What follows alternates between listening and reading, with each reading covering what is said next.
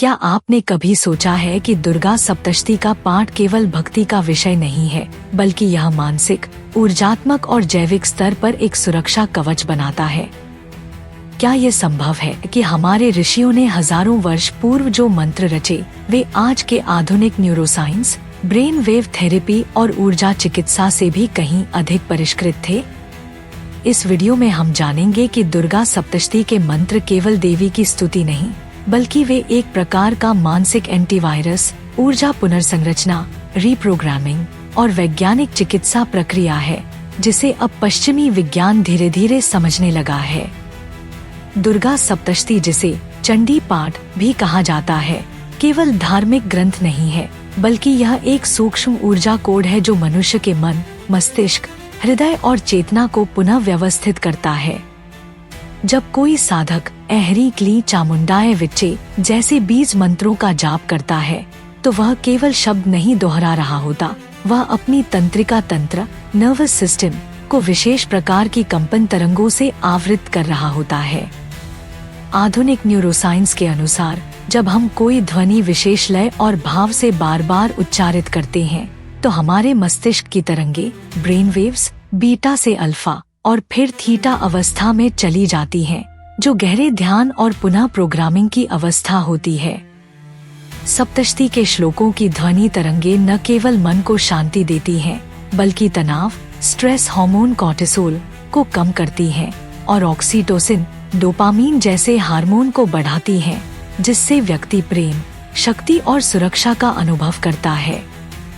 एक अध्ययन के अनुसार संस्कृत श्लोकों का नियमित उच्चारण मस्तिष्क की थैलेमस और हिप्पोकैम्पस जैसी संरचनाओं को सक्रिय करता है, जो याददाश्त, भावना और चेतना से संबंधित हैं।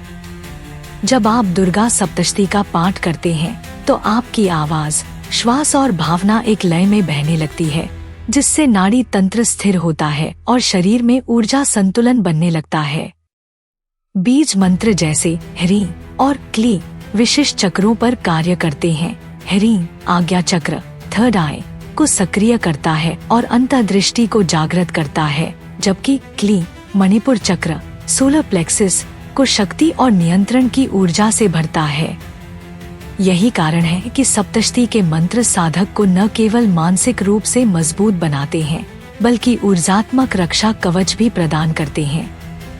वैज्ञानिक दृष्टिकोण से देखें तो मनुष्य का शरीर केवल मांस, हड्डी और रक्त से बना हुआ नहीं है, बल्कि उसके चारों ओर एक विद्युत चुंबकीय क्षेत्र, इलेक्ट्रोमैग्नेटिक फील्ड होता है, जिसे आध्यात्मिक भाषा में ऑरा या प्राण क्षेत्र कहते हैं।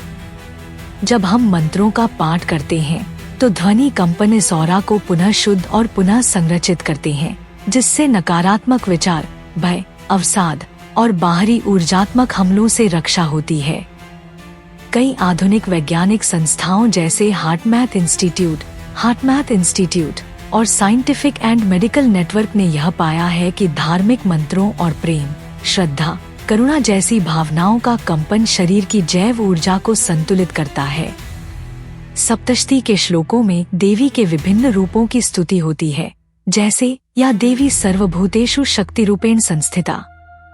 यह केवल वाक्य नहीं, बल्कि एक सार्वभौमिक सत्य है जो आपकी चेतना को यह अनुभव कराता है कि शक्ति बाहर नहीं, भीतर है।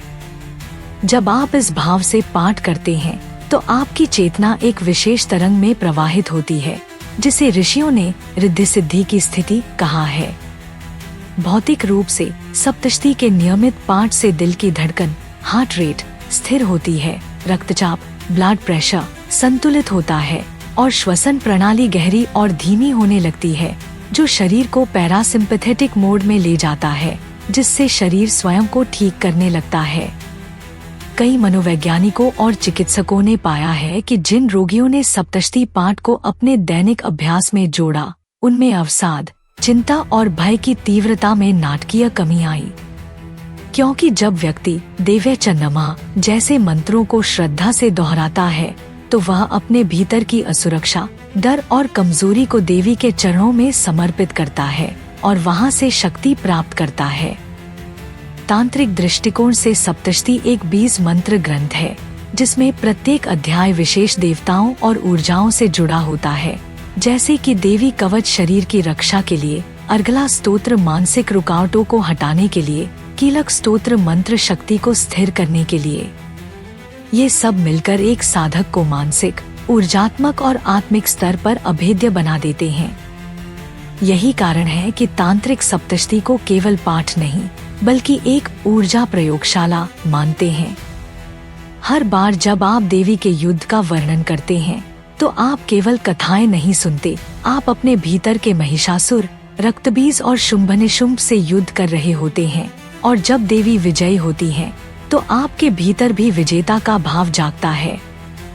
यही है मानसिक पुनः प्रोग्रामिंग, यही है ऊर्जा शुद्धिकरण और यही है वास्तविक चिकित्सा।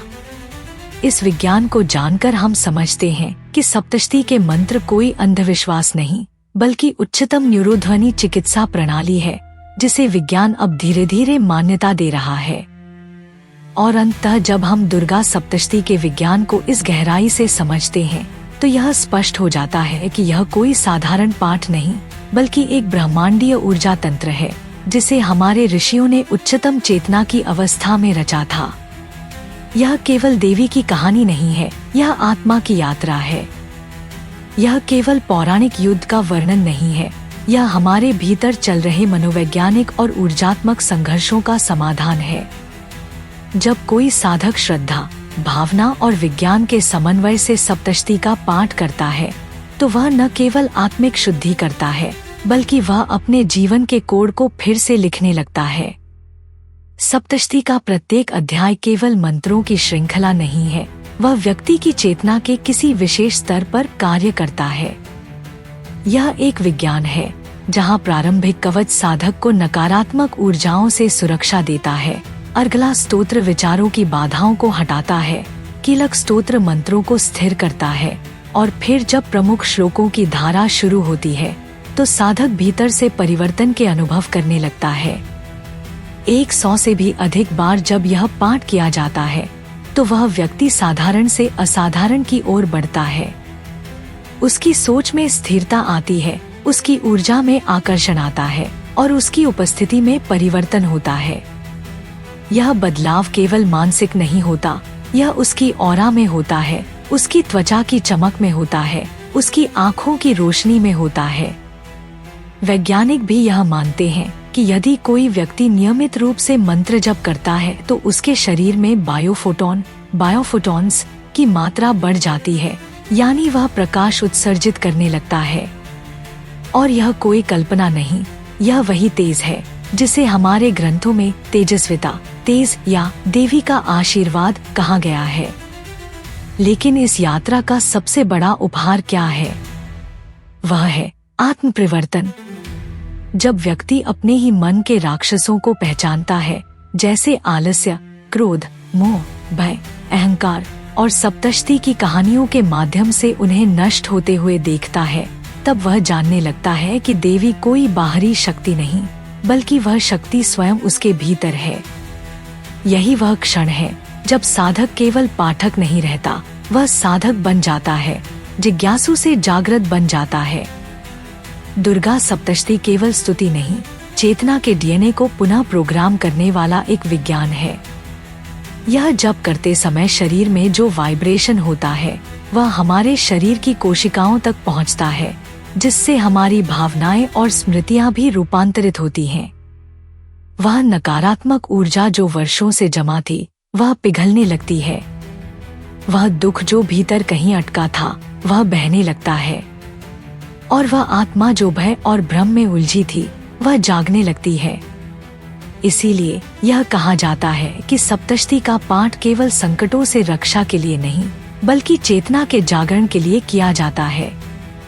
और जब कोई साधक यह समझ जाता है तब वह देवी को केवल माँ कहकर पुकारता नहीं, वह उन्हें भीतर अनुभव करता है। और यही है आध्यात्मिक आत्मनिर्भरता, जहाँ आप किसी बाहरी चमत्कार की प्रतीक्षा नहीं करते बल्कि स्वयं चमत्कार बन जाते हैं। आज जब विज्ञान, न्यूरोबायोलॉजी, क्वांटम फिजिक्स और साउंड थेरेपी जैसे विषय धीरे धीरे मंत्रों की शक्ति को स्वीकार करने लगे हैं, तो यह हमारे लिए गौरव की बात है कि हमारे ऋषियों ने हजारों साल पहले ही इसे अनुभव किया था। और अब यह हम पर निर्भर करता है कि क्या हम इस ज्ञान को केवल सुनेंगे या अपनाएंगे।